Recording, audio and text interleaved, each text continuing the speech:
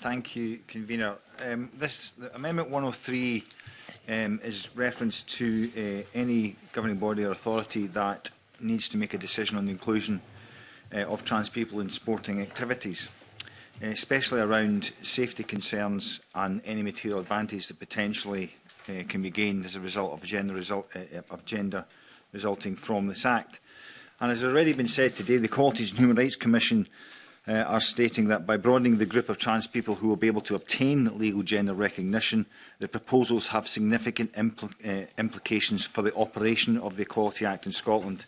And whilst the Equality Act makes provision to treat people with protected characteristics of gender reassignment differently from others sharing the same legal sex in certain circumstances, and where justified in sport being one of them, such provision does not apply in every context contemplated by the Act.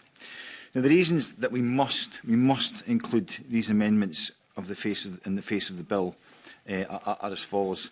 Number one, as I've said before, sport globally is in turmoil trying to deal with the trans community's participation in sport. And I've already mentioned the mess that sport has made of dealing with the intersex community and their inclusion in sport to their detriment and to the detriment of sport.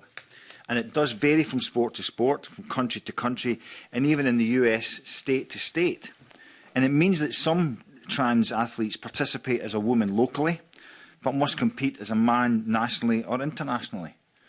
Sports national governing bodies are unsure of the legalities in which they can act, and that they must leave them, and they may leave themselves open for court action on the grounds of prejudice, or conversely, if a trans athlete is injured or injures a fellow competitor, then the sport may be left open to legal action for failing to take appropriate action to protect the safety of participants.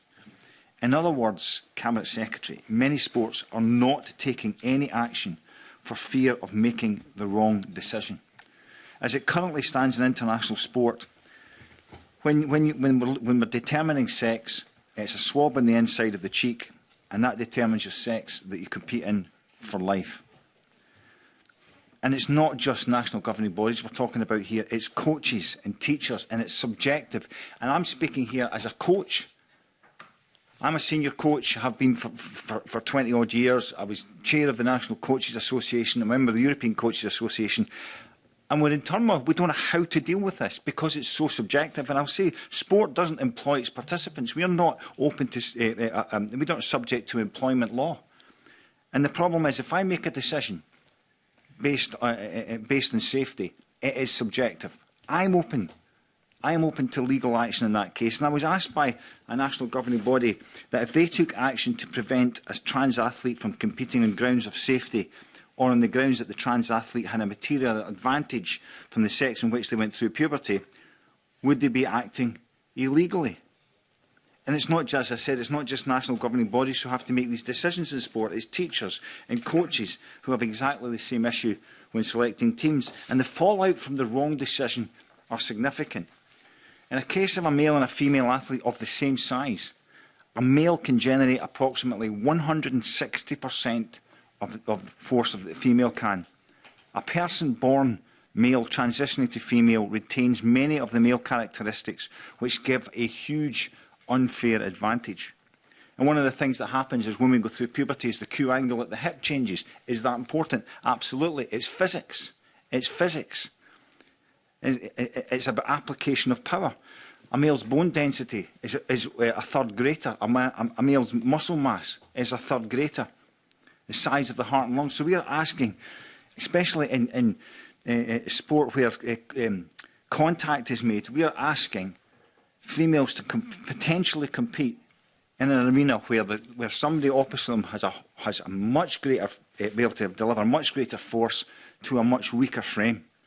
And that's before we go into talking about, menstruation, which was highlighted by Dina Asher-Smith and by Lisa McColgan this year. Any sport where power and speed is a significant element, there is a significant risk of injury. In the case of trans men competing in women's sport, if they are transitioning, they are likely to be going through hormone replacement therapy, hormones which are illegal according to the World Anti-Doping Association, In other words, it's tantamount to legalised doping. And what currently happens is most trans men still compete as women because they can't be competitive in men's sport. Examples I want to give here is, I'm going to use my own sport here. The world record for the 400 metres for women was done in 1985 by an East German by the name of Marita Koch. And it was during a time when there was state-sponsored doping. Since 1985, not one single woman has got near that performance. Not one single woman in all that time. Last year, 10,000 men ran quicker than that. 10,000 men. So you could be ranked 1,000th in the world, transition, and all of a sudden be the world record holder. Another example is Tori Bowie, Olympic champion, one of the greatest sprinters in the world. She won the Olympics, she won the Worlds. Last year, 15,000 times men ran quicker than that. It's just an unfair playing field. Surely we cannot have women excluded from sport as is currently being done because politicians can't make decent law and will not take the responsibility. And don't think this is just happening at elite level. It's happening across all age groups and abilities in our schools and in our sports clubs. And I've seen it. As I said to the Cabinet Secretary, I think it's fantastic the New York Marathon are taking a stance on this. The Boston Marathon are doing the same. They're creating a non-binary category. It tripled in size in 1 year. What that says to me is that we are now offering trans athletes the opportunity to participate, and they're confident to come forward. These numbers are only going to increase exponentially, and we have to be aware of that. There are over 1 million women and girls participating in sport in Scotland. And it has been a long fight to try and get equality between men's and women's sport. And we've come such a long way in my lifetime, in the events that women are now allowed to participate in, and also parity of prize money. In setting this bill, it is imperative that the government considers the impact of the bill across all society and doesn't pass the buck. We have to protect women's rights. We have to protect the trans community, as I said, what happened to Caster Semenya. We all want equality across society, but you can't create equality for one group by creating inequality in the other. The Scottish Government cannot hide from the potential safety issues, and these must be dealt with prior to the bill passing. We cannot wait until there's an injury before amending the legislation. I move the amendment in my name, Convener. Thank you. I now ask Faisal Chowdhury to speak to Amendment 104 and other amendments in the group.